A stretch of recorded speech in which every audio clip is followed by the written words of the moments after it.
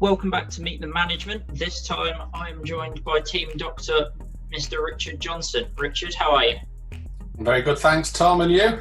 Yeah, not too bad, thank you. So I hear you have quite a long background in team doctoring, and were you in rugby before, I believe? Yes, I first started off in rugby league. That was about 13 years ago with the Celtic Crusaders, the local rugby league team in Bridgend. And we had 3 seasons in Super League, which was good fun. Did a bit of work with the Welsh Rugby League as well, and also did a bit of work with Rugby Union. And a few years ago, I was approached by Barry before Wales were going off to play in a competition to Croatia. Well, that'd be the Wales team doctor. And I thought, well, if I can manage 17 teams in rugby, it'd be quite easy to manage sort of 6 to 8 players on a football pitch. Yeah. And then because of that, I was approached by UK Soccer to see whether I'd look after all the home nations teams, which I agreed to do. So I've did a couple of tournaments, one in Croatia and then one in Hungary. And then when the International Soccer Federation came into being, I was asked to be their medical director. So now I'm, as well as looking after the teams, I'm also responsible for the medical standards at the tournaments, which is also actually quite good fun. So yeah, I've really enjoyed it, and I think sports got me around the country and around the world. I've been to places. I've been to Serbia with the Welsh Rugby League team, and Wembley, the new Wembley, and also I was lucky enough to sort of help out with Fiji against England at Twickenham a few years ago. So I was pitchside at Twickenham, which is a fantastic experience, and not to upset the Welsh boys, I've also had some good times down at the Principality Stadium as well, looking after teams down there. And what would you say is the biggest difference between being a doctor for a rugby team compared to a football team? What I tell people is that I know when rugby players are injured, because if they get hurt, they stay down.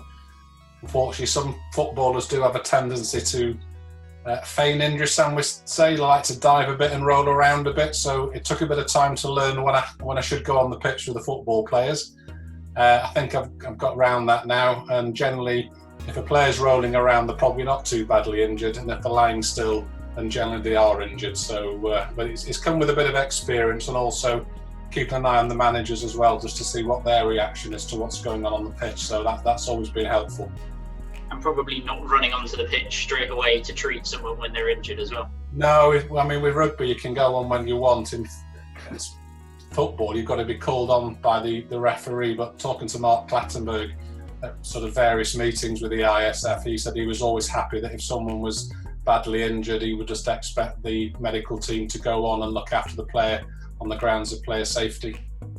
So with all of your time that you've spent working for teams in Wales, do you see yourself as Welsh now, or? I assume this is a question that's been sort of put forward by Barry. We have the same conversation every year when England are playing Wales at rugby. I was born and bred in Blackpool, and even though I know probably know more about Welsh sport than English sport, I still support England when they play Wales and support both teams at other times. And I'm obviously currently working with the Newport Gwent Dragons as well, when we're actually playing, of course. So I do look after Welsh teams and I support England. And you mentioned growing up in Blackpool there. I hear that you've done a number of charity bike rides, the most notable of which was you rode from the Eiffel Tower in Paris all the way to Blackpool Tower. How did that sort of come about? Well, it's my younger brother. He organises a bike ride once every 2 or 3 years. We've done, what did we do? The first one was London to Paris. Then we did 5 countries in 3 days around Europe. And that was 120 odd miles a day. That was probably just pushing a bit too much. And then it was the longest ride, but over 6 days last year, doing about sort of 60 to 80 miles a day, depending on what route we had to take. But it was great fun, great camaraderie, a nice bit of exercise as well. And fortunately, each time we've done it, the weather's been pretty good. And we've also raised a bit of money for charity as well. Are there plans to do more then in the future? There are. Probably another 2 or 3 years. There was a plan this year to cycle, what we say, from sunrise to sunset on the longest day of the year, which would have been this Sunday. Obviously, because of the lockdown, we haven't been able to get out to train properly, and it was going to be based around the local pub to try and raise some money. But we're going to put it off till next year now. And I hear in your last 11-a-side game that you played in, you got Binge. What do you remember about that? It's a travesty, absolute travesty. And this is another one that Barry's no doubt planted in. Yeah, we're playing in a charity game through work raising money. I think it was for the paediatric ward that time. And I was the captain of one team. And I'd been niggled by my junior doctors all game. And then there was a 50-50 ball, 2 of them against 1 of me. And I went, put out what I thought was a fair tackle, and they ended up on the floor sprawled out, not injured. And I had the ball, was running up the wing for the whistle to be blown to be sent to the sin bin by a Welsh League referee, who I doubted his abilities, and he said if I didn't shut up, I wouldn't be just in the sin bin, I'd be sent off for good. So I had a 10-minute rest and came back on and went for them again. But they deserved everything they got. No one was injured, and my wife didn't speak to me for the rest of the evening, but there we go.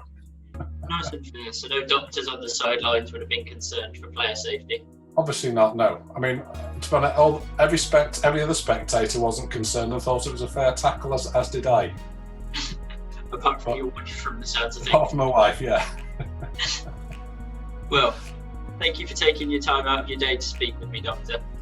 No problem, it's a pleasure, Tom. I hope we can meet in person soon once all this madness settles down and we can get back to playing some football again. Yeah, hopefully so. That's all we've got time for on Meet the Management with the Doctor this week, but we'll be back soon with another video.